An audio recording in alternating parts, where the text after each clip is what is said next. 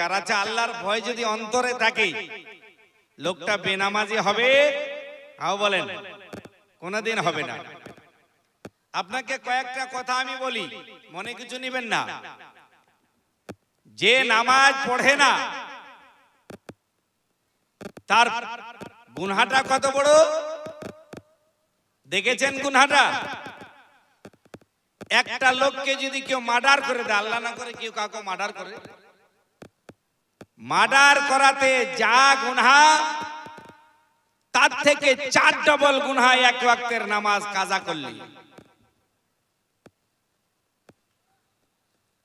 কেউ যদি জিনা করে যতটা গুনহা, এক ওয়াক্তের নামাজকে ছেড়ে দিলে তার থেকে ডবল গুনহা।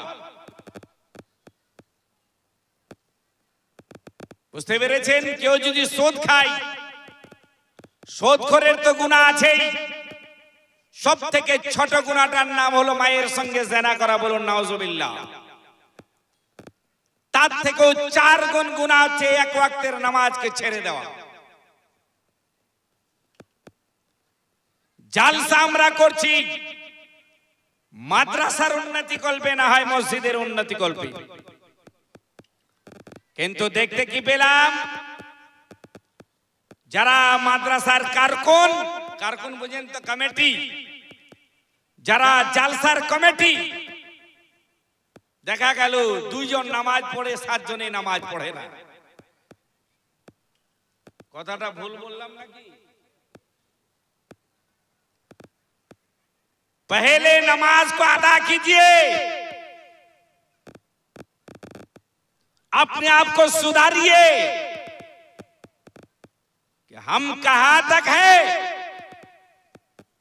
मदरसा तो बना लिया हमने, मदरसा का कमेटी भी बनाया, मगर उस कमेटी के किस किस को रखना चाहिए और किस किस को रहना चाहिए, पहले सोच लेना चाहिए कि नमाजी है या नहीं। ये मुदारू है ना क्या, ये टेबलेट खोर है ना क्या, ये जानी है ना क्या, ये सूदखोर है ना क्या, उसको पहले छटाई कीजिए, फिर मदरसा का कमेटी बनाइए, देखिएगा उसमें बरकत ही बरकत होगी। কথাটা ভালো বললাম না? বোধহয় ভালো তো একবার সুবহানাল্লাহ বলা যাবে? আস্তে করে বলে দিলেন। ए नौजवान भाई, তোমরা আমাদের জান রে, তোরাই আমাদের ভবিষ্যৎ ভাই, তোমরা দয়া করে আগে আসো না বাবারা, ভাইরা আমার, আসো আসো, প্যার মোহব্বতে ডাকছি রে ভাই, আসো। খুব গভীর মনোযোগ। জালসা আজকে এখানে, জালসা আজকে বামই রে, জালসা এখানে, জালসা বামন গ্রামে, জালসা এখানে, विभिन्न জায়গাতে জালসা, मगर तरक्की नहीं है। ওই 3টা নামাজি তো 3.5টা হয় না। 3.5টা বুঝেন? একটা ছোট, মানে ছোট বাচ্চাটা আর নামাজ পড়ে না।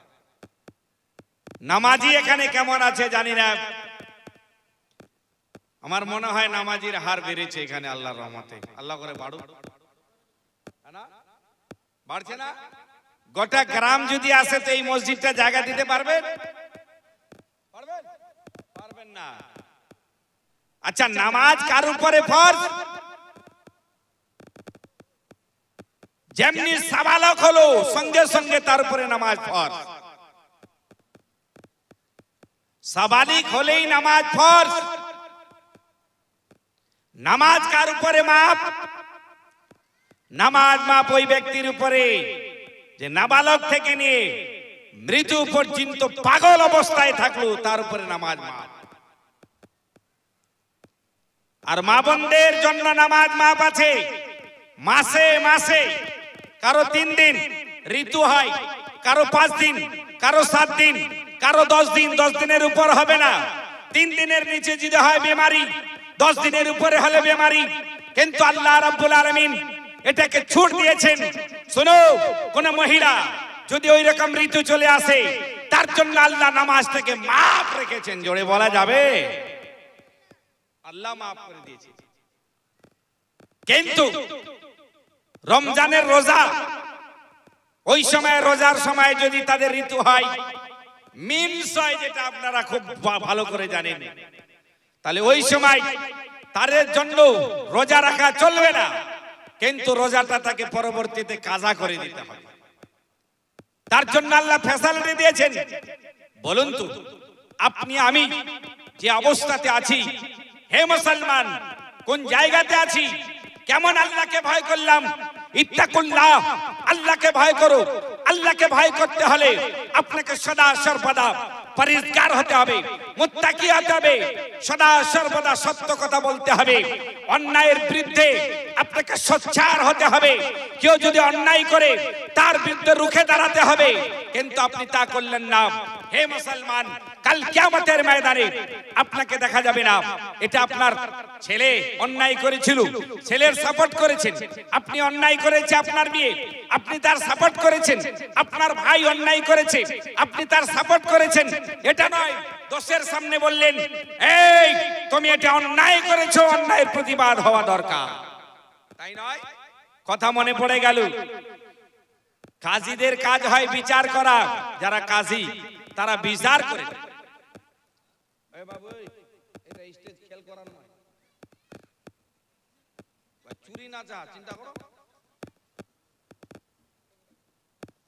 খুব গভীর মনোযোগ দিয়ে শুনবেন।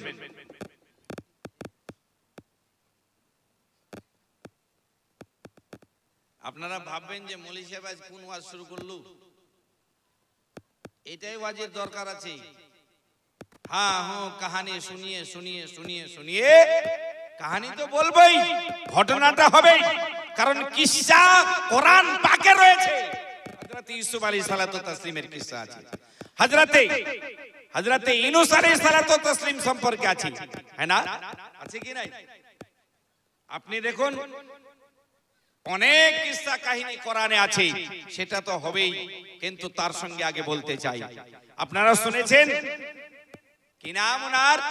হাসান বসরি রহমাতুল্লাহ আলাইহি, যিনি আল্লাহর ওলি। তিনি কাজী ছিলেন। একটা বাচ্চা ওদিক থেকে লাইট মারছে, আমার মা বোনেরা তাকে নিষেধ করে ওখান থেকে মারছে, বাচ্চাটা এখান থেকে চোখে এসে লাগলো। খুব গভীর মনোযোগ। তিনি ছিলেন কাজী, আর তিনি সুবহানাল্লাহ বসে আছেন, আল্লাহর ইবাদত করতেন, বন্দেগী করতেন, আল্লাহকে ডাকতেন। কিন্তু দেখতে কি পাওয়া গেল? তিনার একটা ছেলে তীর নিশানা করতে গেছেন, তীর আন্দাজি তীর নিশানা করছেন, আর একটা বৃদ্ধা মা, বয়স্ক মা, তিনি এক কলস জল নিয়ে মাথার উপরে তিনি হেঁটে হেঁটে আসছেন। কয়েকজন ছিল, তার মধ্যে তিনি বলছে, ওই কলসটাকে কেউ ফুটা করতে পারবে? একজন নওজোয়ান, যিনি হাসান বসরি রহমাতুল্লাহ আলাইহির ছেলে, তিনি তীর নিশানা করলেন, আর কলসিটাতে এমন জোরে মারলেন, কলসিটা ফুটা হয়ে গেল, জলটা পড়ে গেল। এখন তো অ্যাভেলেবেল জল পাওয়া যাচ্ছে, পানি। আমাদের এদিকে জলের অভাবটা কম। যখন চৈত্র বৈশাখ মাস হয়, আপনি যাবেন খেয়ার অঞ্চলে, যদি বৃষ্টি না হয় জলের অভাব দেখা দেয়। বেশি দূরে নয়, আমাদের একটু শাসন তিলগার দিকে যান, দেখবেন ওখানেও জলের অভাব দেখা দেয়। ঠিক ওই সব কান্ট্রিতে জলের অভাব ছিল ওই সময়, এখন ব্যবস্থা হয়েছে। বহুদূর থেকে কূপ থেকে জল নিয়ে আসছেন, নিয়ে আসার সময় সুবহানাল্লাহ দেখতে কি পাওয়া যায়, উনি কিন্তু তীর নিশানা করলেন, এমন জোরে মারলেন,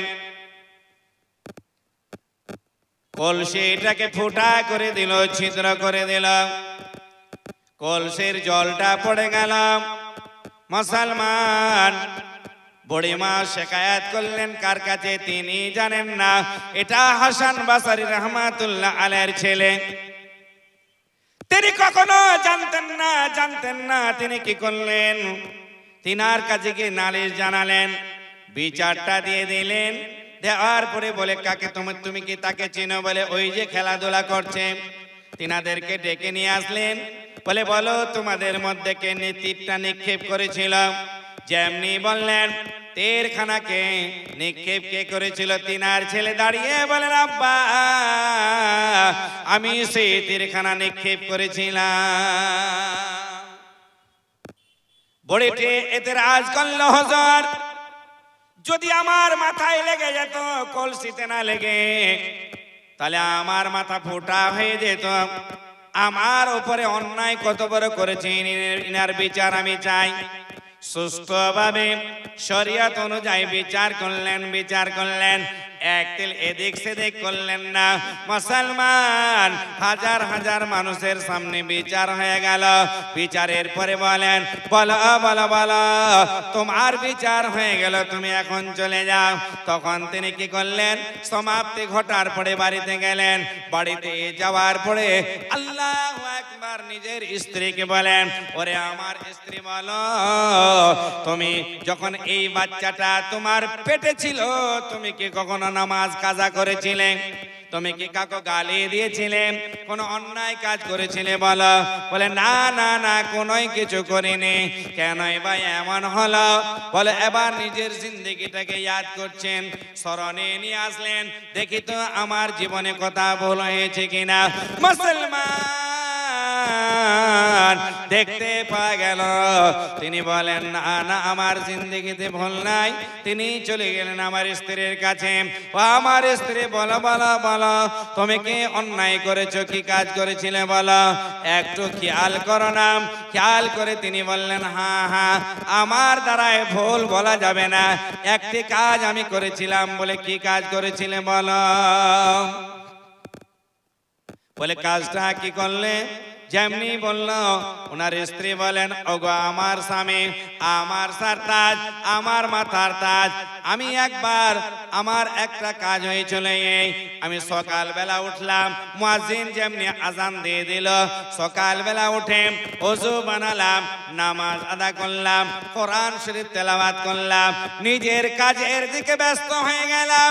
দেখতে পাই আমার বাড়ির পাশে আমার ভাই আমার দাদা তিনার বাড়িতে একটা আঙ্গুরের গাছ লাগানো আছে। গাছ ওই গাছের ডালপালাগুলো আমাদের দিকে ঝুঁকে আছে। আর ওই সময় কয়েকটা আঙ্গুর আমাদের দিকে পড়েছিলাম। আমি কি করলাম, সম্পূর্ণ আঙ্গুরগুলো কুড়িয়ে কুড়িয়ে তাদের আঙ্গিনাতে দিয়ে দিলাম, উঠিয়ে উঠিয়ে দিয়ে দিলাম। দেওয়ার পরে আমি কি করলাম, আল্লাহুস সামাদ তুমি তো জানো ওগো আমার স্বামী যখন মহিলারা গর্ভবতী থাকে, যখন হামেলা থাকে, তখন তিনাদের ত্বক খাওয়ার ইচ্ছা হয়। আমি ওই সময় হালকা করে আমার লোভটাকে সামলাতে না পেরে একটা আঙ্গুরকে নিয়ে ঘরের ভিতরে গেলাম, একটা সুই নিয়ে নিলাম, হালকা করে ফুটা করলাম, 2 ফোঁটা রস হালকা করে চেপে নিজের মুখে দিয়েছিলাম। আল্লাহর ওলি হাসান বসরি রহমাতুল্লাহ আলাইহি চার করে কান্না করতে লাগলেন, এত কেঁদে যায় যার তুলনা দেওয়া যায় না। মুসলমান সঙ্গে সঙ্গে বলেন ওগো আমার স্বামী তুমি কেন কান্না করছো বলো, তোমার কান্নার কারণটা আমি বুঝতে পারছি না। বলে ওরে আমার স্ত্রী তোমার পেটে থাকাকালীন এই বাচ্চাটা তুমি যে পেটে থাকাকালীন একটা আঙ্গুরকে ফুটা করেছো, একটা আঙ্গুরের রস যে তুমি খেয়েছো, সুই দিয়ে যে ফুটা করেছো, এই জন্য আমার ছেলে আজকে অন্যের কলসিকে ছিদ্র করে দিয়েছে। বুঝতে কি পারলাম মুসলমান, তাকওয়া পরহেজগারি যদি থাকে, আল্লাহর ভয় যদি থাকে, অন্যায় কেউ করতে পারবে না, কোনদিন একে অপরের সঙ্গে বেঈমানি করতে পারে না। পারবে কি? কোনদিন পারবে না। আমরা বলি নবী কা দামান নেই छोड़ेंगे, খাজা কা দামান নেই छोड़ेंगे, গৌস কা দামান নেই छोड़ेंगे। কিন্তু মুসলমান একবার কি চিন্তা করেছেন দামান আপনারা আমরা কি ধরতে পেরেছি? দেখা গেল ভাই ভাই মারামারি, বাপ বেটাতে মারামারি, আমাদের ভিতরে ওই জ্ঞানটুকু নাই, ওই জ্ঞানটুকু নাই যে জ্ঞান থাকলে আমরা সতর্ক থাকতে পারি। সেদিন আমি এক জায়গাতে বসে রয়েছি, হঠাৎ করে আলেম নিয়ে সমালোচনা শুরু হয়ে গেল। আমি বললাম আলেম নিয়ে সমালোচনা করিয়েন না, কারণ আলেমের সম্মান আল্লাহ বাড়িয়ে দিয়েছে। কারণ আলেম মানুষকে শিক্ষা দেয়, বলে মৌলী সাহেব ঠিক আছে শিক্ষা দেয়, কিন্তু আলেম যদি ভুল করে, আমি বললাম একজনকে গালি দেন, দ্বিতীয় জনকে দিবেন না, আলেমরা বলিয়েন না, ওই আলেমের নামটা ধরে বলুন, না হয় ওর সামনে প্রতিবাদ করুন। মুসলমান আমি বোঝাতে এটাই চাইছি, যদি আমরা ঠিক হয়ে যাই তাহলে আমাদের দোয়া আল্লাহর দরবারে 100% কবুল হয়ে যাবে, জোরে বলা যাবে না? কিন্তু আমরা তা করলাম না, আমরা শুধু দুনিয়া দুনিয়া নিয়ে মেতে আছি। এক বিত্তা জমিন কেউ ছাড়তে চাই না, মারপিট করে মারা গেলাম, কিন্তু এটা একবার কি খেয়াল করেছি? আমাকে একবার কবরে যেতে হবে। মুসলমান আপনাদেরকে আমি একটি কথা বলতে চাই, আজকে আমি বারবার করে বলে ছেলেদেরকে বলছি, ভাই আপনারা বসে যান, তিনারা কিন্তু কোনো কথা শোনে না, চিন্তা করছেন। কিন্তু যারা আল্লাহর ভয়ে কাঁদলেন, যারা পুরোপুরি আল্লাহকে ডাকলেন, তিনাদের আল্লাহ জবানে কি তাসির দিয়েছিলেন শুনবেন কি? তিনারা যদি বলতেন ওরে ট্রেন তুমি দাঁড়িয়ে যাও, ট্রেন দাঁড়িয়ে যেতেন, গাড়ি তুমি দাঁড়িয়ে যাও, গাড়ি দাঁড়িয়ে যেতেন, মানুষটাকে যেই কথা বলতেন সেই কথা মানুষটা শুনত। আমার খাজা হিন্দের রাজা তিনি এসে বলতেন, লোগো আল্লাহ সে ডরো, আল্লাহ সে ডরো, যেমনি বলতেন আল্লাহ সে ডরো, হাজার হাজার মানুষ কলমা পড়ে মুসলমান হয়ে যেতেন। কিন্তু আমাদের কাছে ওই শক্তি নাই, আমাদের কাছে ওই তাকত নাই। আমি এবার আজমির শরীফে গিয়েছিলাম বহুদিন পরে, গেলাম আনা সাগর দেখতে। আনা সাগর, আনা সাগরের পানিটাকে দেখতে পাই, এত পরিষ্কার পরিচ্ছন্নতা, বিশাল বড় আনা সাগর। মুসলমান আমার খাজার জন্য ওযু করার পানিকে বন্ধ করে দেওয়া হয়েছিল কিনা জানুন, সবাই জানেন। কিন্তু আমার খাজা তেনার আল্লাহ জবানে কি শক্তি দিয়েছিলেন, কি তাকত দিয়েছিলেন, কি কুওয়াত দিয়েছিলেন। তিনার মুরিদকে বলেন, ও বেটা যা যা যা, আনা সাগর के पानी को कह दो खाजा तुमको बुला रहे हैं। জোরে বলা যাবে? আর একটু আস্তে বলে, খাজা तुमको बुला रहे हैं। আর আমি যদি বলে বল তুই থাক আমি যাই, আর খাজা ডাকলো, তিনি নিজে যান নাই, একটা টুকুনের ভিতরে গোটা আনা সাগরের পানি চলে এলো। বন্ধুগণ বাবাজি আমার, মুহাদ্দিস গান বর্ণনা করেছেন, শুধু আনা সাগরের পানি নাই, রাজস্থানের টিউবওয়েলের জল শুকিয়ে গিয়েছিল, কূপের জল শুকিয়ে গিয়েছিল। কারণটা কি? এটাই কারণ, মুসলমান তিনারা আল্লাহর ভয়ে কেঁদেছেন, আল্লাহকে ডেকেছেন। যারা আল্লাহর সান্নিধ্য প্রাপ্ত মহামানব, যেটাই বলেন সেটা আল্লাহ কবুল করে না, জোরে বলুন না। তাহলে বোঝা গেল মুসলমান, আপনারা বাঙ্গাল বাড়ি দেখেছেন, বাঙ্গাল বাড়ি, এই বাঙ্গাল বাড়ি দেখেন, বাঙ্গাল বাড়ি দেখেছেন। একজন পীর সাহেব আসত, যিনার নাম ছিল হুজুর মুহাদ্দিস আজম হিন্দ, আওলাদে রসুল, রসুলুল্লাহর বাগিচার ফল। তিনি এলাকাতে আসতেন, গরুর গাড়িতে চড়ে বেড়াতেন, গরুর গাড়ি, বলদের গাড়ি। আগে জালসা হতো, আমিও যেতাম আমার মায়ের সাথে। একটা গরুর গাড়িতে টপর লাগিয়ে দিত, আগে পিছে পর্দা করে দিত, আর গরুর গাড়ি নিয়ে আমরা চলে যেতাম জালসা গায়ে, জালসা শুনতে যেতাম কি যেতাম না? হো মনে আছে? এখনকার ছেলেরা জানে না, এরা তো কিছুদিন পরে মানে গরুর হালটা কি জিনিস ওটা দেখতে পাবে, পাবে নাই তো। কিছুদিন পরে আমাদের মায়েরা এরা জানবে না যে মুড়ি কি করে ভাজে।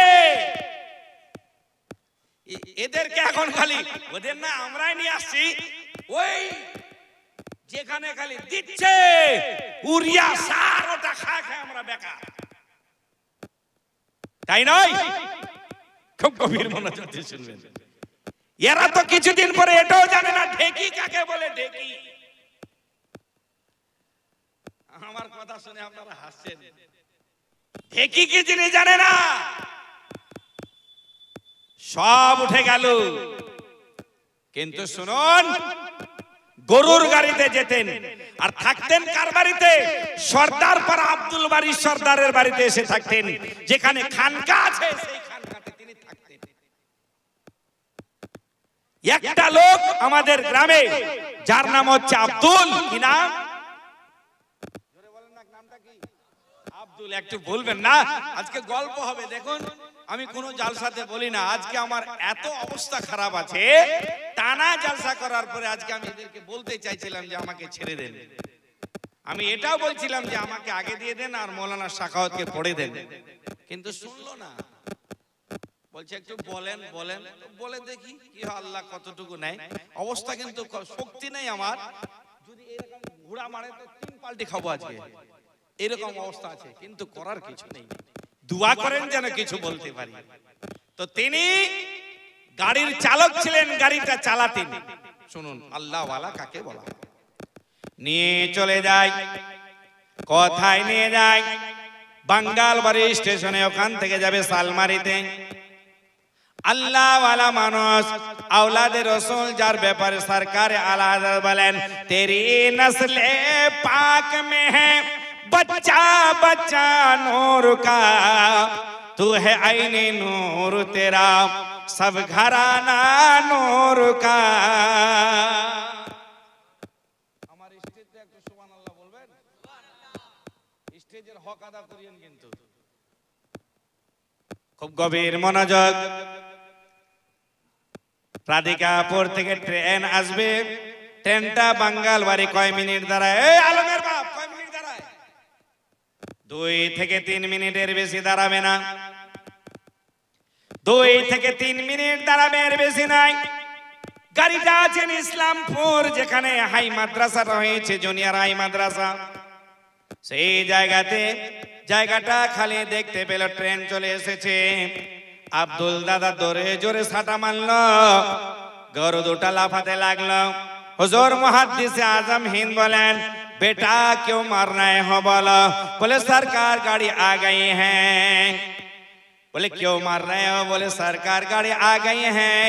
बोले बेटा तुमको मारा जाए तो कैसा लगेगा? बोले হুজুর গাড়িটা চলে যাবে, গাড়িটা চলে যাবে, গাড়ি দাঁড়াবে না, অনেক দূরে আছে। হুজুর কেমন করে কি হবে? আমার আপনার হুজুর মুহাদ্দিসে आजम रहमतुल्लाह अलैह बोलें, ओ बेटा अब्दुल, गाड़ी की हिम्मत है तो मुझे छोड़ के चली जाए। गाड़ी की हिम्मत है तो मुझे छोड़ के चली जाए। গাড়ির যদি শক্তি থাকে আমাকে ছেড়ে চলে যাবে। জোরে বলা যাবে না? আর একটু জোরে।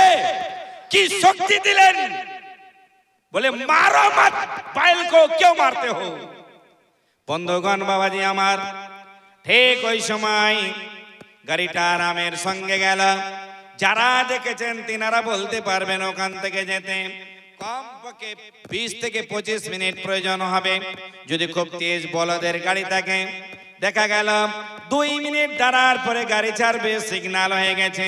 গাড়িকে গিয়ার লাগায়, গাড়িটা কাটিয়ারের দিকে যায় না, গাড়িটা যেন রাধিকাপুরের দিকে, পিছনের দিকে চলে যায়। আল্লাহ ওয়ালাদের ব্যাপারটা এই জন্য আল্লাহ বলছেন ওয়াকুনু মা সাদিকিন। এইরকম আল্লাহ ওয়ালা যদি পেয়ে যাও, তাদের কাছে হাত দিয়ে মুরিদ হয়ে যা, মুরিদ হয়ে যা। যেখানে সেখানে মুরিদ হবেন না। মুরিদ হওয়ার জন্য কামিলে পীরের প্রয়োজন আছে ভাই। দেখা গেলে এমনও পীর আছে শুধু তাবিজ গান্ডা করে বেড়ায়, আর বউ বেটিকে নিয়ে সামনে বসে বসে গল্প করে। এটা ঠিক নয়।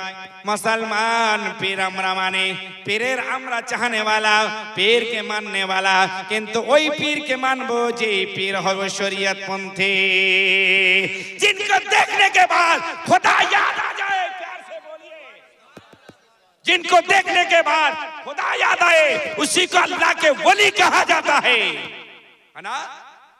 যাকে দেখার পরে আল্লাহ স্মরণে আসে তাকে আল্লাহর ওলি বলা যায়। সুবহানাল্লাহ। 100 টাকা দান করেছেন। খুব গভীর মনোযোগ বন্ধুগণ বাবাজি আমার। এবার তিনি গেলেন, আধা ঘন্টা লেগে গেল, 25 মিনিট লেগে গেল। বারবার করে গিয়ার লাগাই, পিছনের দিকে গাড়িটা চলে যায়। মুসলমান শেষের বেলায় যখন তিনি গিয়ে দাঁড়ালেন, আর যেমনি পাখানা গাড়ির উপরে রাখলেন, গাড়িটা চালু হয়ে গেল। ড্রাইভার বলেন ব্যাপার কি, স্টেশন মাস্টার বলেন ব্যাপার কি, টিটি বলেন ব্যাপার কি, বুঝতে পারলাম না। দৌড়াই চলে এলেন হুজুর মুহাদ্দিস আজম হিন্দের দরবারে। আসার পরে বললেন হুজুর क्या बात है, इतनी देर से हम लोग गाड़ी को गियर लगा रहे थे, पीछे गाड़ी जा रहे थे, आप कदम रखते ही गाड़ी आगे चलने लगी। बोले बेटा अपना काम करो, चलो चलो अपना काम करो, मुझे मत पूछो। बोले सरकार बता तो दीजिए। ওই সময় তিনি বললেন বেটা আমার গাড়িটা অনেক দূরে ছিল, বলদের গাড়ি, গরুর গাড়িটা অনেক দূরে ছিল রে লাল, কিন্তু দেখতে পাওয়া গেলাম ওই সময় তোমরা গাড়ি নিয়ে চলে এসেছো।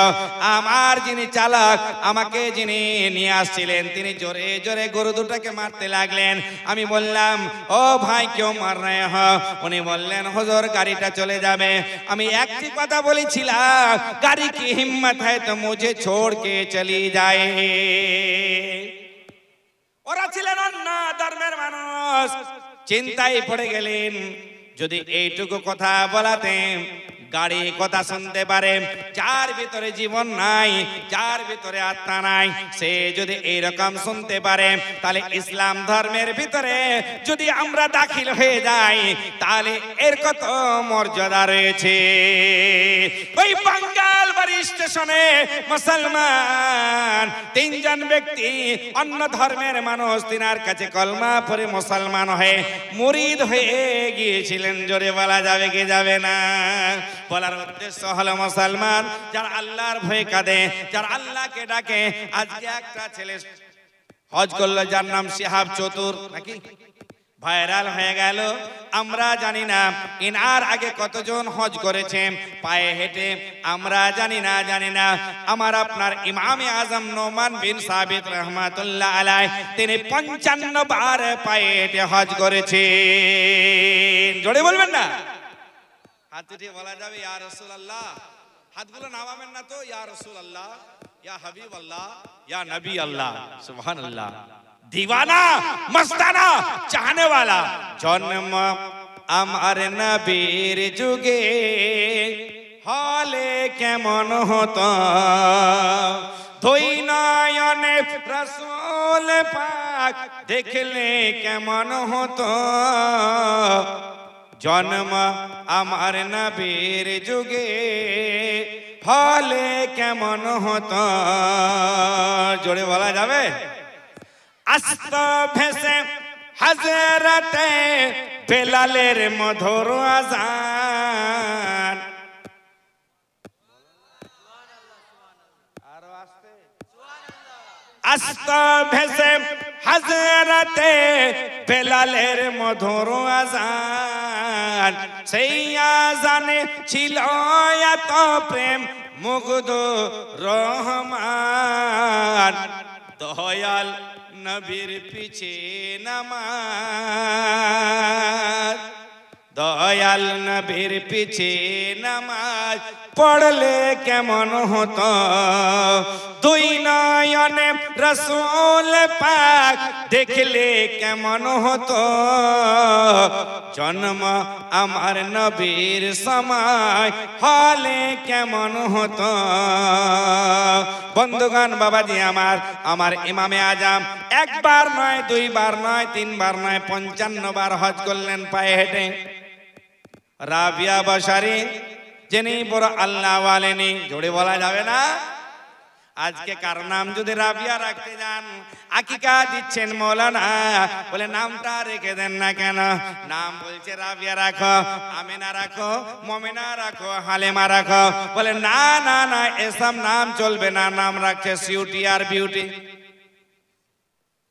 কিন্তু রাবিয়া বশারী কত বড় আল্লাহ ওয়ালিনী ছিলেন, সুবহানাল্লাহ।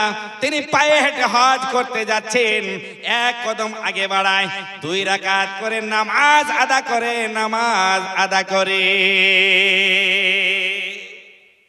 পায়ে হেঁটে হজ করতে যাচ্ছেন, আল্লাহর ভয়ে কাঁদছেন, আল্লাহ আমি গুনেহগার, আমি শিয়াকার, আমি অন্যায়কার, আমি অত্যাচারী মানুষ, এত কাঁদছেন যার তুলনা নাই। মুসলমান, একটি কথা মনে পড়ে গেল বন্ধুরে, না বললে পড়ে না। ওই সময় ইব্রাহিম বিন আদহাম তিনি হজ ট্রিপে এসেছিলেন, হজ করতে এসেছিলেন, কাবার তাওয়াফ করছেন। সারা বিশ্বের কাবা, সারা সমস্ত মসজিদের বাবা, তিনার নাম হলো কাবা। ওরে কাবা তোমার বাবাকে বলে হুয়া মুহাম্মাদুর রাসূলুল্লাহ সাল্লাল্লাহু তাআলা আলাইহি ওয়াসাল্লাম। জোরে বলা যাবে না?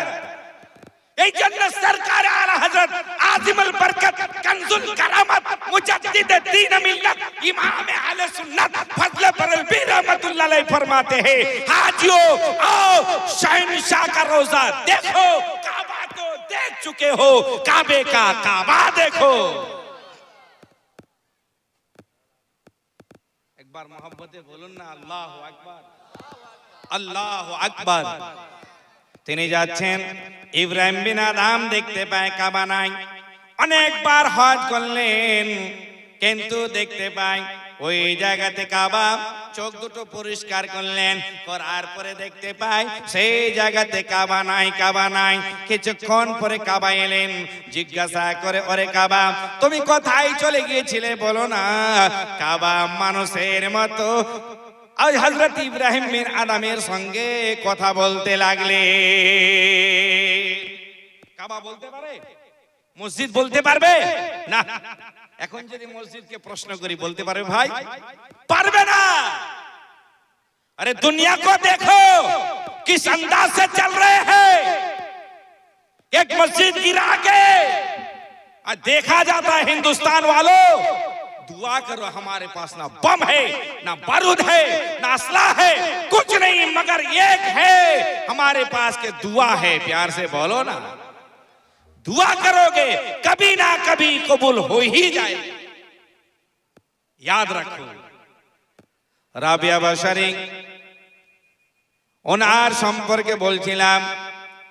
বন্ধুগণ বাবাজি আমার, দেখতে কি পাওয়া গেল ওই সময় কাবা বলে ওই ইব্রাহিম বিন আদহাম আল্লাহওয়ালা মানুষ, শোনো তুমি অনেকবার হজ করতে এসেছো, হজ ট্রিপে এসেছো, কিন্তু আজকে আমি কার জন্য চলে গিয়েছিলাম জানো? একজন আল্লাহওয়ালে নেই, একজন আল্লাহকে ডাকনে ওয়ালে নেই, একটা রমণী যার তুলনা দেওয়া যায় না। বসরা দেশ থেকে হজ করতে আসছে রে, কিন্তু এক কদম আগে বাড়ায়, 2 রাকাত করে নামাজ আদা করে নামাজ। আমি কাবা তার প্রেমে আসক্ত হয়ে গিয়েছিলাম। আল্লাহর কাছে অনুমতি চাইলাম, আল্লাহ আমাকে একটু অনুমতি দেন, আমি যেন এই রাবিয়ার গিয়ে জিয়ারত করতে পারি। তো রাবিয়া বাশারী বলার উদ্দেশ্য হলো পায়ে হেঁটে হজ করেছেন। জোরে বলা যাবে না? এরকম আছে কেউ? কোন মহিলা, কোন মা পারবে না? খুব কম। আমি তো বলবো এ মায়েরা তুমি কানিজে রাবিয়া হয়ে যাও, কানিজে ফাতেমা হয়ে যাও, তাহলে দেখবে তোমাদের শান মান আল্লাহ বাড়িয়ে দিবে। কানিজ বুঝেন তো? কানিজ মানে ফাতেমার দাসী, রাবিয়ার দাসী হয়ে যাও, গোলামি করো, দেখবে আল্লাহ আপনাদের শান মানকে বাড়িয়ে দিবেন। জোরে একবার বলা যাবে? কিন্তু আমরা সেটার দিকে নয়, গভীর মনোযোগ দিয়ে শুনবেন। রাবিয়া বাশারী আরেকবার হজ করতে যাচ্ছেন। পথি মাঝে তিনার সঙ্গে যে খচ্চরটা ছিল, গাধাটা ছিল, যেই গাধার পৃষ্ঠে চিনে যেতেন, সেই গাধাটা যেন রাস্তায় মারা গেল। কান্না শুরু করলেন, আল্লাহ আমার গাধা রাস্তায় মারা গেল, রাস্তায় মারা গেল। আওয়াজ ভেসে আসছে, রাবিয়া রে চিন্তা করিস না, চিন্তা করিস না, আঙ্গুলটা ইশারা কর, কুম্বে ইজনিল্লাহ বলে দে, তোমার গাধা জিন্দা হয়ে যাবে। কেন এত আল্লাহ আল্লাহ তিনাদের শক্তি দান করেছিলেন, সদা সর্বদা আল্লাহর ভয়ে চোখের জল মাটিতে ফেলেছেন, চোখের জল এত ফেলেছেন বন্ধুগণ, যদি ঈমানকে তাজা রেখে দুরাকাত গভীর রাত্রে যখন বাবা ঘুমাবে, যখন মা ঘুমাবে, যখন স্ত্রী ঘুমাবে, যখন সন্তান ঘুমাবে, যখন মেয়ে ঘুমাবে, গোটা বিশ্বের মানব জাতি যখন ঘুমাবে, আপনি ঘরের কোণে বসে না হয় কোন মসজিদের কোণে গিয়ে আল্লাহর ভয়ে দুরাকাত নামাজ আদা করুন না, আর আল্লাহর কাছে চান দুফোঁটা চোখের জল যদি মাটিতে পড়ে যায় মুসলমান, ওই চোখের ফোঁটার জল মাটিতে পড়ার আগে আল্লাহ আপনার আমার দোয়াকে কবুল করবে।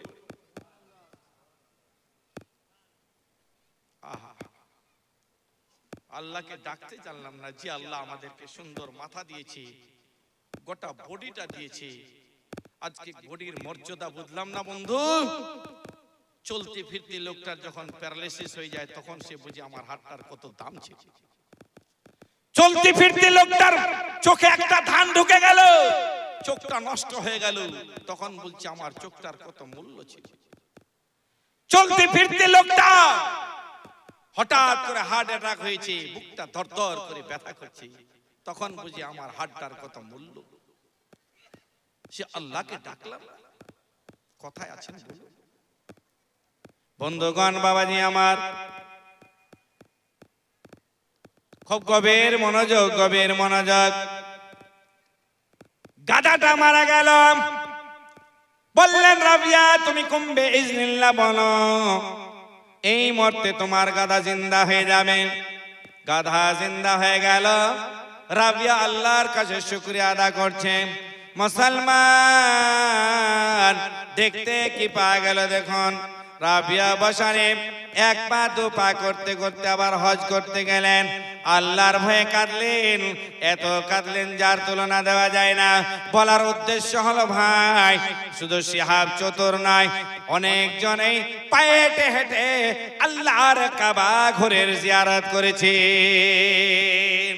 আসুন একটু আপনাকে আমি নিয়ে যাই, যার আওলাদ আমাদের মাঝে আছে, জিনার নাম একটু আগে বললাম হুজুর মুহাদ্দিস আজম হিন্দ, জিনার ছেলে তিনার আওলাদ হলেন হুজুর জালালউদ্দিন আশরাফ আসরাফিউল জিলানী, তিনার যিনি পরদাদার পরদাদা পরদাদা জিনার আওলাদ তিনারা, জিনার নাম মাকদুমে পাক মাকদুমে সিমনা রহমাতুল্লাহ আলাইহি, তিনি একবার নয় দুইবার নয় তিনবার গোটা বিশ্বটা ভ্রমণ করেছে। শুধু এখান থেকে মক্কা মদিনায় নয়, গোটা বিশ্বটা ঘুরলেন। যেই এলাকাতে যেতেন, যেই এলাকার মানুষ যেই ভাষা বুঝতেন, ওই ভাষাতে একটা করে যেন কিতাব লিখে দিতেন।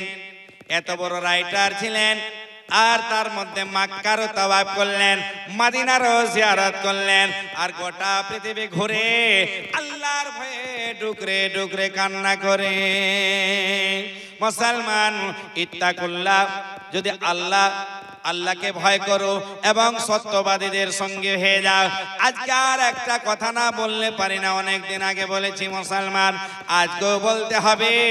যিনি আজকে অনেক মুফতি দেখতে পাওয়া যায়, ও মুফতি ও মুফতি ও মুফতি, আল্লাহ করে মুফতি হোক, আমার এতে কোনো এতরাজ নাই, কিন্তু মুফতি আজম হিন্দ রহমাতুল্লাহ আলাইহি হুজুর সরকার আলা হযরত আজিমুল বরকত কানজুল কারামাত মুজাদ্দিদ দ্বীন মিল্লাত ইমাম আহলে সুন্নাত ফজল বেরেলভী রহমাতুল্লাহ আলাইহির ছেলে মুস্তাফা রাজা খা, যার নাম হলো মুফতি আজম হিন্দ রহমাতুল্লাহ আলাইহি, তিনি কত বড় ওলি।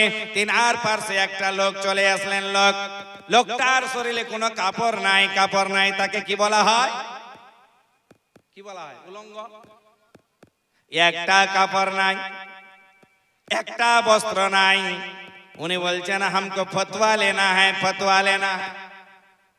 উনি যাবেন ফতোয়া নিতে, তোমার ঠিক আছে, হাত দেন, ফতোয়া নিতে যাবেন। উনি বলেন ইনি শরীয়তের তাজ, শরীয়তের বাইরে কোনো কথাই বলেন না, তুমি যাচ্ছ উলঙ্গ অবস্থায় হবে না। উনাকে উর্দু থেকে লঙ্গে মিয়া বলা হয়, লঙ্গে মিয়া। কাপড় নাই, তিনি বলেন আমাকে ফতোয়া নিতে হবে। বলে ফতোয়া নয়, তোমাকে ভিতরে যেতে দেবে না, বলে কাগজটা দাও। তো বলে কাগজটা নিয়ে যাও, আমার ফতোয়ার উত্তরটা নিয়ে আসো। যেমনি বললেন, বলে ঠিক আছে নিয়ে যাচ্ছে। মুসলমান যে হুজুর মুফতি আজম হিন্দের দরবারে একবার যদি কেউ ইস্তেফতা দিয়ে দেয় 1 মাস লাগতে পারে, 2 মাসও লাগতে পারে, কিন্তু ওনার মশলাটা যেমনি নিয়ে গেলেন, মুখে লাগাচ্ছে, সিনায় লাগাচ্ছে, চোখে লাগাচ্ছে, বুকে লাগাচ্ছে, আর বলছে বারে মুফতি আজম বা, বারে মুফতি আজম বা। উঠালেন কলম আর ফতোয়া লিখে দিলেন, দিয়ে দিলেন, ওনাকে দিয়ে দিলেন, ওই লোকটাকে দিয়ে দিলেন। আর যেমনি দিয়ে দিলেন, দিয়ে দেওয়ার পরে একবার চুমা খেলেন, 2 বার চুমা খেলেন, 3 বার বলে বারে মুফতি আজম বা। যেমনি বললেন, বলার সঙ্গে সঙ্গে মুসলমান লোকটা ওখান থেকে গায়েব হয়ে গেল। লোকটা সেই জায়গাতে নাই। আমি যদি জলসা করতে করতে এখান থেকে হারিয়ে যাই, তাহলে বলবেন লোকটা বোধহয় জাদুঘর, না হয় লোকটার কিছু হয়েছে। কিন্তু মুসলমান গো, লোকটা সেই জায়গাতে নাই, লোকটা যেন হারিয়ে গেল, লোকটা গায়েব হয়ে গেল। এবার সবাই গিয়ে বলে आका बात क्या है, आपके पास जब लाए उसको बार बार करे, बार बार आपने चुमा, उसके बाद कलम उठाया, अपने फतवा नसी कर दिया, उनका जब दिया उसने भी 3 बार चुमा, बारे मुफ्ती आजम आ बोल के वो गायब हो गए, कहाँ चला गया। সরকার একটু বলুন, ওই লোকটা কে ছিলেন, তিনার বাড়িটা কোথায়? হুজুর মুফতি আজম নিজেকে প্রকাশ করতে চাই না, তিনি বলেন যাও বেটা अपना काम करो, যাও বেটা अपना काम करो। না না, মুসলমান কোনোই কথা শুনে না। ওই সময় বলতে লাগলেন, হুজুর দয়া করে বলুন না। খাস লোক আছে কিনা, কিছু আলিমের সঙ্গে সবারই ইমাম, কিন্তু কিছু লোকের সঙ্গে অন্তরঙ্গ থাকে। ওনার সঙ্গে একজন মুরিদ বলছে হুজুর বাতাইয়ে মেহেরবানি। বলতে লাগলেন বেটা ওই লোকটা এখানকার নয়, সেই লোকটা বাগদাদ থেকে এসেছিল, বাগদাদ থেকে। আমার গোসে সামদানি, কুতুবে রাব্বানি, জ্ঞানী গুণী মহিউদ্দিন আব্দুল কাদের জিলানী আল বাগদাদি রহমাতুল্লাহ আলাইহি আমার পরীক্ষার জন্য তিনাকে পাঠিয়ে দিয়েছিলেন। বলে মশলাটা কি ছিল? মশলাটা শুনবেন? তো শুনে নেন, টাকা চাইবো না। ভাববেন যে এই বোধহয় মোলানা সাখাওয়াতের মতো টাকা চাইতে শুরু করবে। আমি 5000 চাইবো না, তবে চাইবো হালকা করে। যদি দেওয়ার ইচ্ছা হতে দিবেন, তবে ভাগে যেন না। আমার পরে ভালো বক্তা আছে, আল্লামা মাওলানা আমিরুল ইসলাম হাফিজ সাহেব, তিনি আছেন বর্ধমান থেকে আগত, না?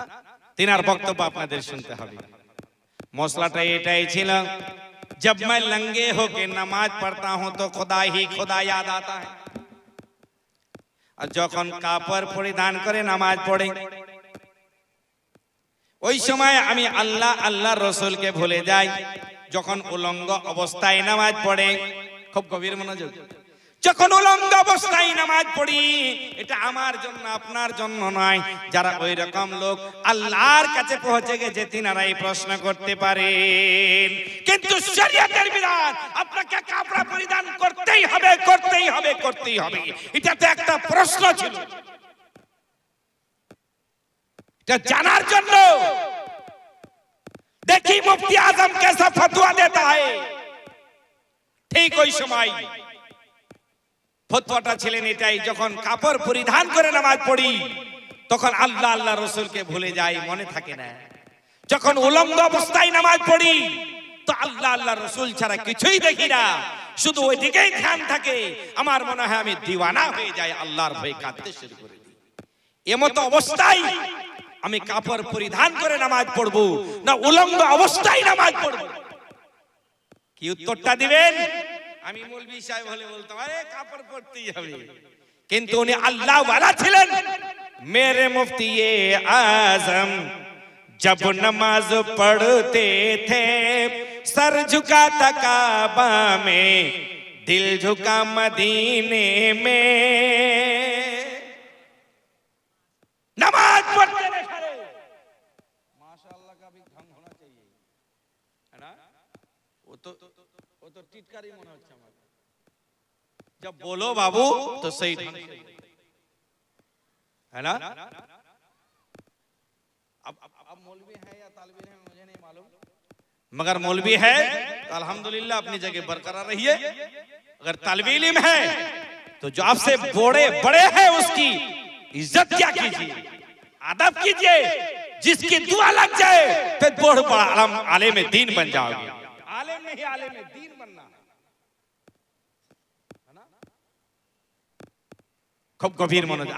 আমি কিন্তু আমার জীবনটা এরকম, আমি যাকে যেখানে বিজি ওখানে ওটাই বলে দিয়েছি, ভালোই বলেন আর খারাপই বলেন।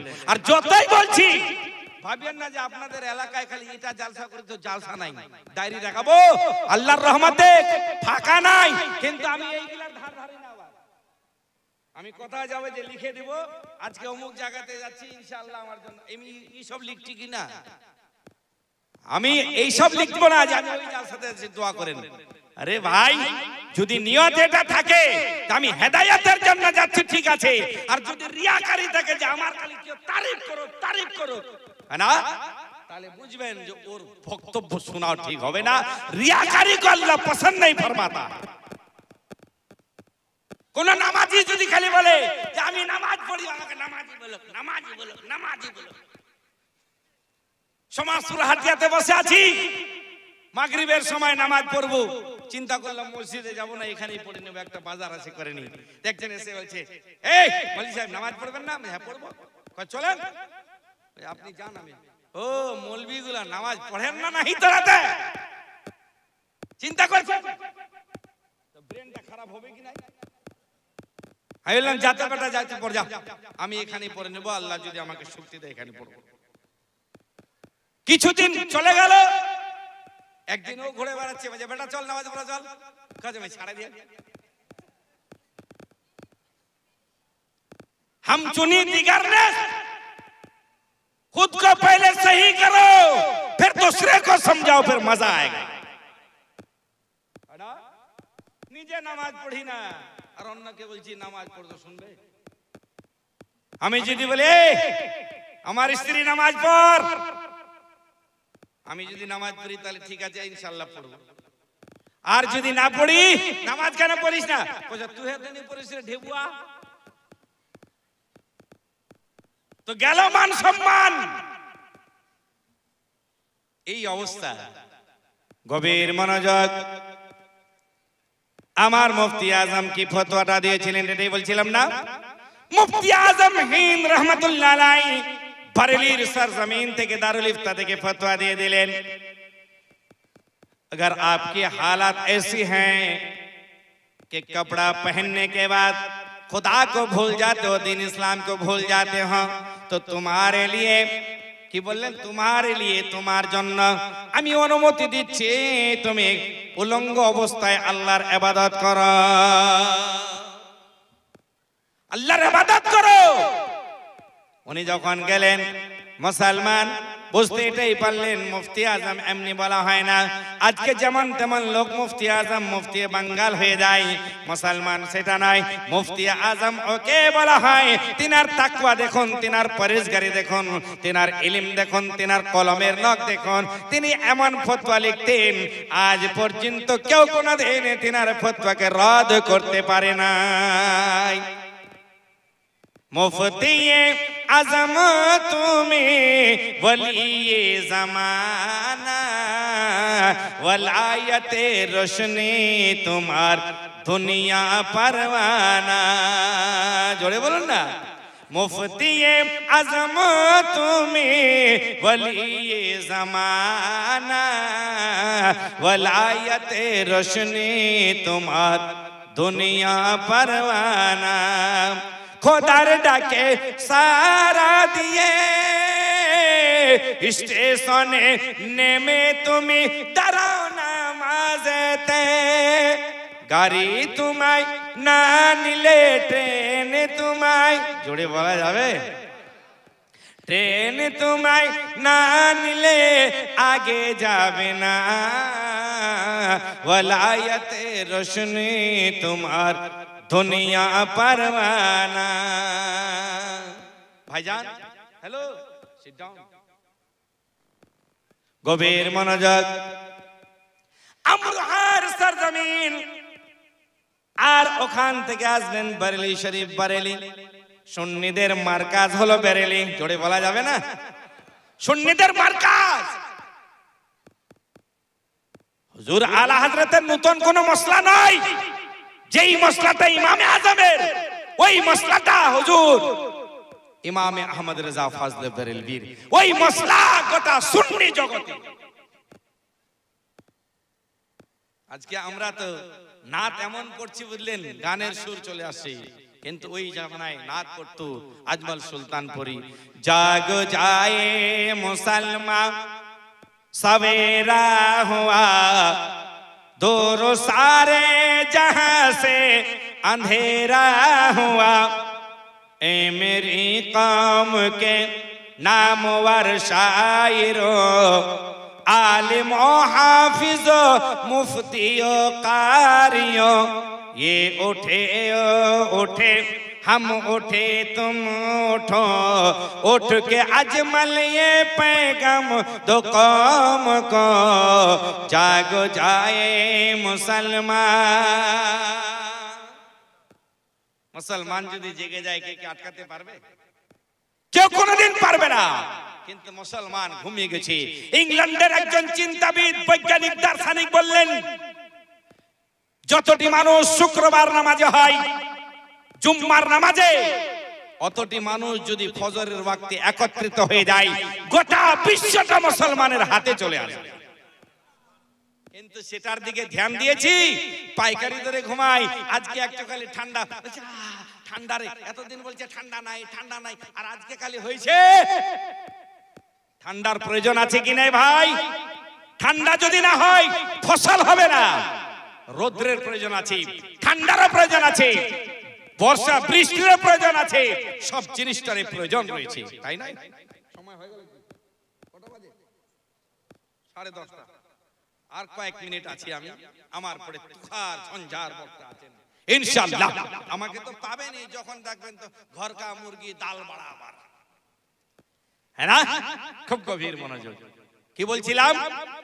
আচ্ছা বলুন, আমাকে যদি এক গিলাস জলে মারক তো 20 মিশিয়ে দেয়, আর যদি ওটা বলে খেয়ে নেন, আমি যদি না জানি খেয়ে নি, বাঁচবো না মরবো? বলে মৌলবিয়াকে মরে পোক খতম। দুয়াটা যদি নাও পারেন, আজকে যদি বলি ভাই মরার পরে কি দোয়া রে, তো অনেকেই জানে অনেকেই জানে না কি পড়তে হয়। একটা লোক মারা গেল, সংবাদ পেলেন, কি পড়বেন? ইন্না লিল্লাহি ওয়া ইন্না ইলাইহি রাজিউন। আচ্ছা, মাইয়াতকে যখন কবরে রাখতে হয় তখন কোন দোয়া পড়তে হয়?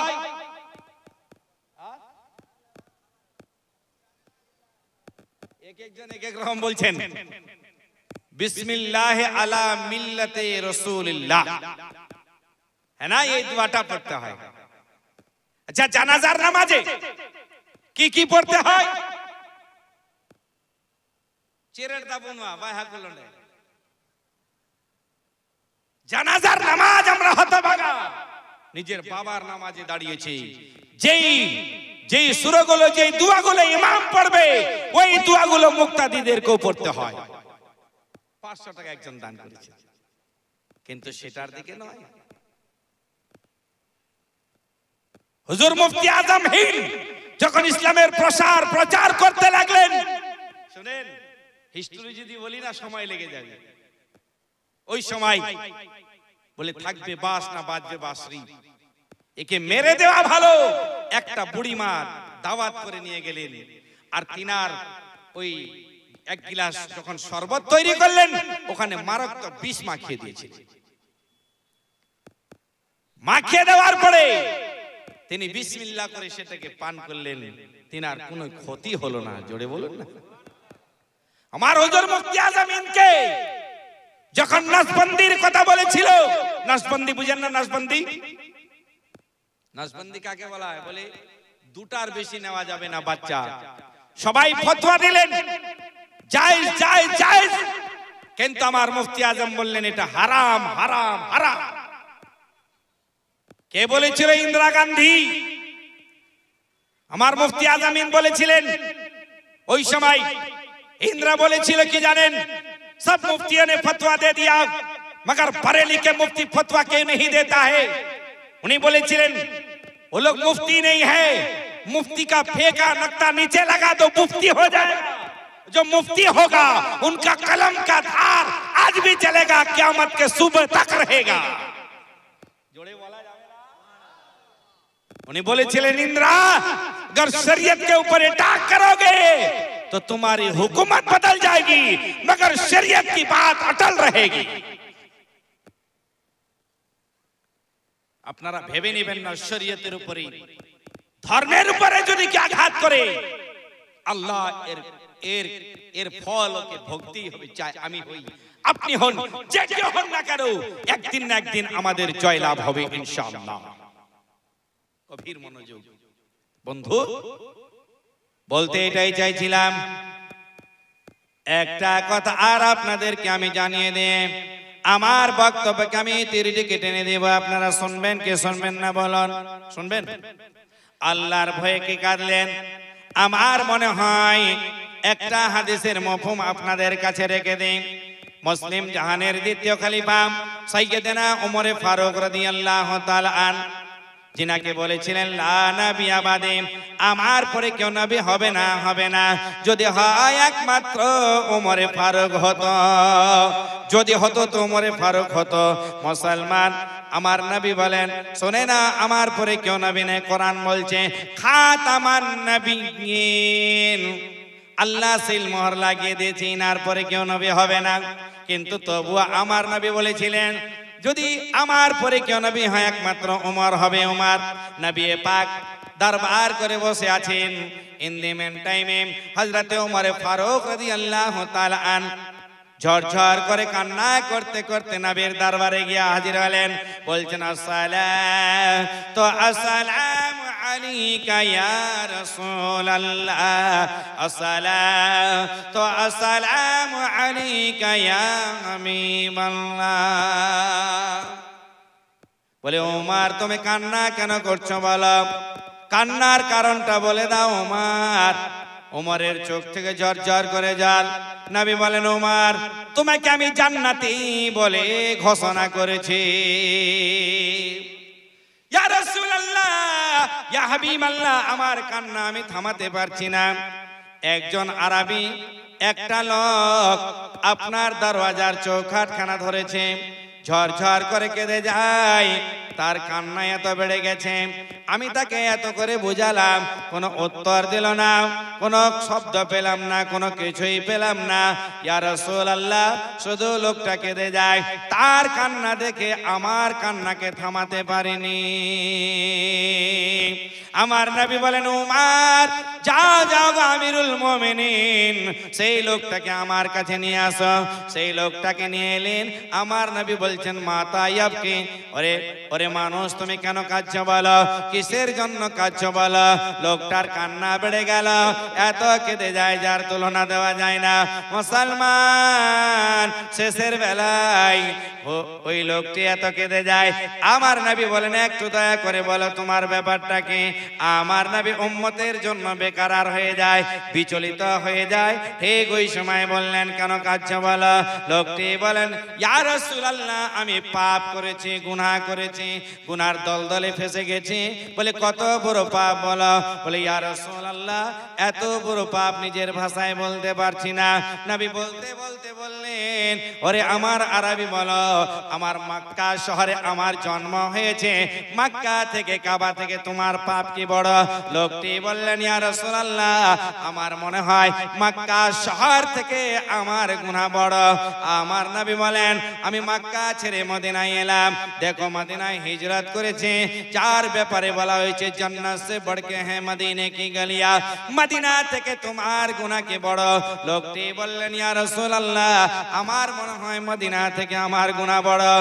আমার নবী বললেন আসমান জমিন পাহাড় পর্বত নদ নদী থেকে তোমার গুনাহ কি বড়? বলে হ্যাঁ ইয়া রাসূলুল্লাহ, আমার মনে হয় এই আসমান জমিন পাহাড় পর্বত থেকে আমার গুনাহ বড়।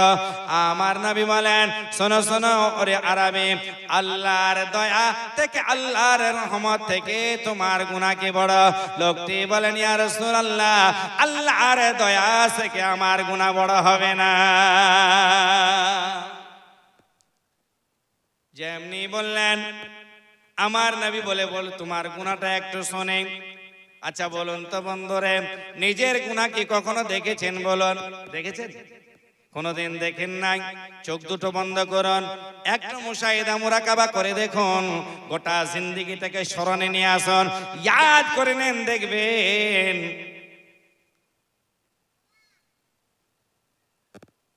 আপনারা গল্প করছেন তো আপনাদেরটা দেখছিলাম আমি। খুব গভীর মনোযোগ। যদি আপনি বিছানায় শয়ন করতে যান আর ওই সময়ে যদি আপনি স্মরণ করেন আমি সারাদিনে কোথায় ভালো কাজ করলাম, কোথায় গুনাহ করলাম, কোথায় কাকে কত টাকা দিলাম, সব আপনার মেমোরিতে আসে কি আসে না? আসে না? আপনার জিন্দেগিটাকে যদি ইয়াদ করে নেন, ইয়াদ করার পরে দেখতে পাবেন কোন দিন কার সঙ্গে কি করেছেন, কার সঙ্গে ভালো আচরণ করলেন, কার সঙ্গে আপনি বেঈমানি করলেন, কার সঙ্গে গুনাহ করেছেন, কার সঙ্গে কি করেছেন, সব কিছু আপনার মেমোরিতে চলে আসবে। ওই লোকটি তিনার গুনাহকে ধরতে পেরে নবীর দরবারে এসে বললেন, ইয়া রাসূলুল্লাহ আমি একজন চোর, আমি একজন চোর। বলে কি চুরি করে? বলো ওই যে খেজুরের বাগান দেখতে পাওয়া যায়, খেজুর চুরি করো। বলে না না ইয়া রাসূলুল্লাহ। বলে কি চুরি করে? বলো। বলে আমি হলাম কাফন চোর, কাফন চোর। বলে এটাই তো, এর বেশি নাই। বলে ইয়া রাসূলুল্লাহ আমার বক্তব্যটা শুনুন। বলে কি হয়েছে বলো। বলতে লাগলেন, ইয়া রাসূলুল্লাহ ইয়া হাবিবাল্লাহ আমি একদিন চলে গেলাম একটা কবরস্থানে, আকাশের চন্দ্র ঝলঝল করে জ্বলে, আর ওই সময় কবরস্থানে যাওয়ার পরে একটা নতুন কবর দেখতে পেলাম। নতুন কবরের মাটিকে একদিকে সরিয়ে দিলাম, সরিয়ে দেওয়ার পরে নবী গো আমি ওই কবরে নেমে গেলাম। আসমানের চন্দ্র এত ঝলক মারছে, আমি কাপড়টাকে খুলে নিলাম। খুলে নেওয়ার পরে দেখতে পাই সেই কবরের ভিতরে যেই মানুষটি আছে সেটা পুরুষ নয়, সেটা মরদ মানুষ নয়, সেটা একটা সুন্দরী মহিলা। ইয়া রাসূলুল্লাহ তার দিকে তাকাই, চন্দ্রের আলোর দিকে তাকাই, আমি পাগল হয়ে গেছিলাম। ওই সময় মনে হতো এই মেয়েটার চেহারাটা বেশি উজ্জ্বল, তার মাথার কেশ দেখলাম আর চন্দ্রের আলোর দিকে তাকালাম, মনে হয় এই মেয়েটার চেহারাটা উজ্জ্বল হয়ে যায়। ইয়া রাসূলুল্লাহ গোটা বডি দেখলাম, সূর্যের আলোর দিকে, ওই চন্দ্রের আলোর দিকে তাকালাম, আমার মনে হয় গোটা বিশ্ব থেকে এই মেয়েটা সুন্দরী, এই মেয়েটা সুশ্রী। ইয়া রাসূলুল্লাহ আমি আমার যৌবনকে আটকাতে না পেরে একটা মৃত্যু মেয়ের সঙ্গে জানা করেছি। বলুন নাউজুবিল্লাহ। যেমনি এই কথাটা বললেন, আমি একটা মৃত মেয়ের সঙ্গে জেনা করেছি, আমার নবী রাহমাতুল লিল আলামিন দয়ার ভান্ডার তিনি যেন কেমন হয়ে গেলেন, চোখ দুটো লাল হয়ে গেলেন। কিছুক্ষণ ক্ষান্ত হয়ে থাকার পরে বললেন, যা যা যা আমার দরবার থেকে বের হয়ে যাও। লোকটি ভেবেছিলেন একদিন তিনি বিছানায় এটাই ভেবেছিলেন, আমি এত গুনাহ করলাম, এত পাপ করলাম, এই চুরি করে মদিনার বাজারে বিক্রি করে কাফনের কাপড় আমার মাকে খাওয়ালাম, আমার বাবাকে খাওয়ালাম, আমার ভাইকে খাওয়ালাম, আমার ছেলে মেয়েদেরকে লালিত পালিত করে যেদিন মারা যাব সেই দিন আমার সঙ্গের সাথে কেউ হবে না। ভেবেছিলেন আমি দোয়া করলে কবুল হতেও পারে, না হতেও পারে, কিন্তু আমার নবী রাহমাতুল লিল আলামিন যদি আমার জন্য দোয়া করে দেয় সেই দোয়াটা আল্লাহর দরবারে কবুল হয়ে যাবে। কিন্তু নবী বললেন না না না, এই মুহূর্তে তোমার জন্য দোয়া হবে না, তুমি চলে যাও। বের হয়ে গেলেন। লোকটি নিজের গুনাহকে বুঝতে পেরে আবার নবীর চৌকাঠখানা ধরলেন। ঘরের চৌকাঠ ধরার পরে কাঁদতে লেগেছে, এত কেঁদে যায়, কেঁদে কেঁদে বললেন, ওগো আল্লাহ যতদিন আমার গুনাহ মোচন না হয়, যতদিন আমার গুনাহ মাফ না হয়, আমি বাড়িতে যাব না, বাবার চেহারা দেখব না, কারণ বাবা কিয়ামতের দিনে কাজে আসবে না। মায়ের চেহারা দেখব না, কারণ মা আমার কবরে যাবে না। আমি আমার ছেলের চেহারা দেখব না, আমার স্ত্রীর চেহারা দেখব না। আল্লাহ যতদিন আমার গুনাহ মাফ না হয় দানা পানি মুখে দেব না। মুসলমান গো, এই বলার পরে ওখান থেকে রওনা হলেন। প্রখর রৌদ্রতে তিনি গিয়ে কি করলেন? আল্লাহ আল্লাহ শুরু করলেন, নামাজ শুরু করেছেন, আল্লাহর দরবারে সিজদা করছেন। একদিন কেটে গেল, 2 দিন কেটে গেল, 3 দিন কেটে গেল। মরুভূমি জায়গা, ভিতরে আর খাওয়ার নাই, রস নেই, চোখের জল বন্ধ হয়ে গেল। আল্লাহ বলে সিজদাতে গেছে, হু আকবার বলবে শক্তি নাই, মুখটা যেন খোলা রয়েছে। মুসলমান ওই সময় জোরে বলা যাবে কি আল্লাহু আকবার? আর একটু জোরে বলা যাবে আল্লাহু আকবার?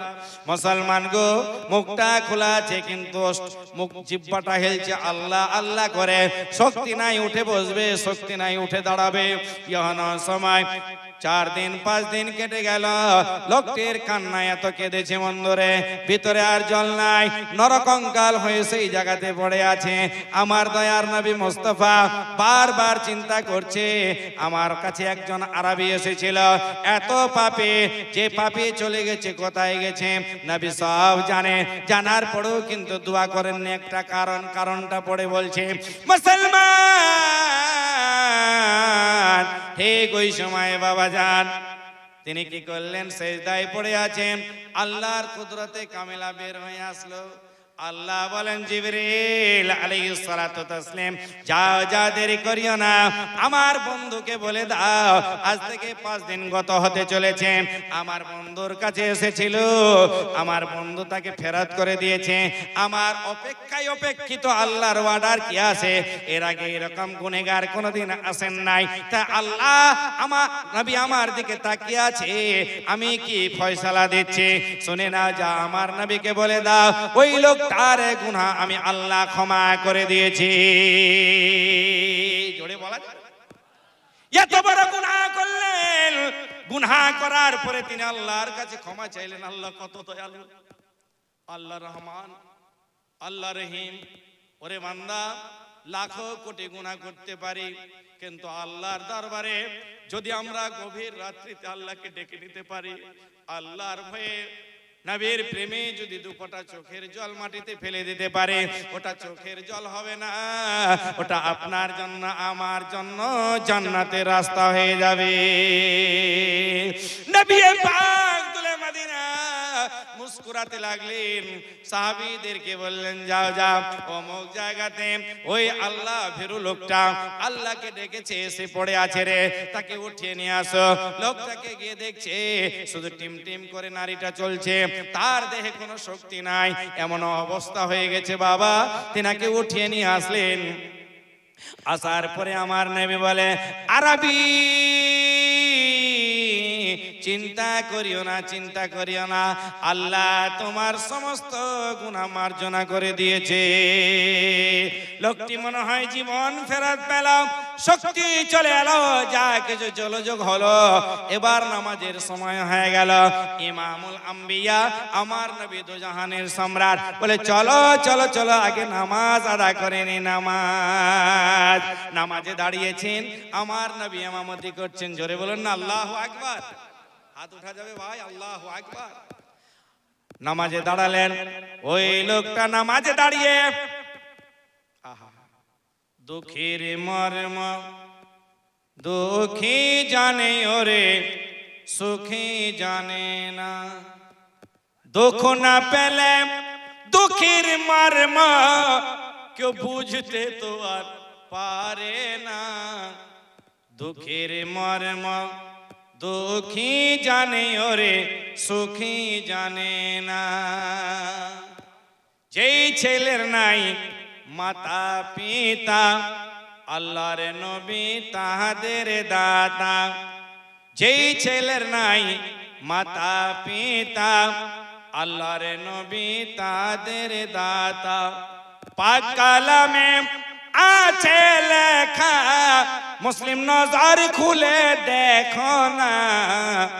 দুঃখের মর্ম দুঃখী জানে ওরে সুখী জানে না।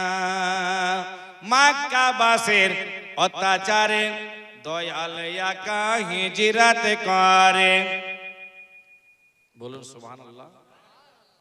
মক্কাবাসীর অত্যাচারে দয়াল আকা হিজরত করে, সঙ্গের সাথে আবু বকর গেলেন সোনার মদিনা।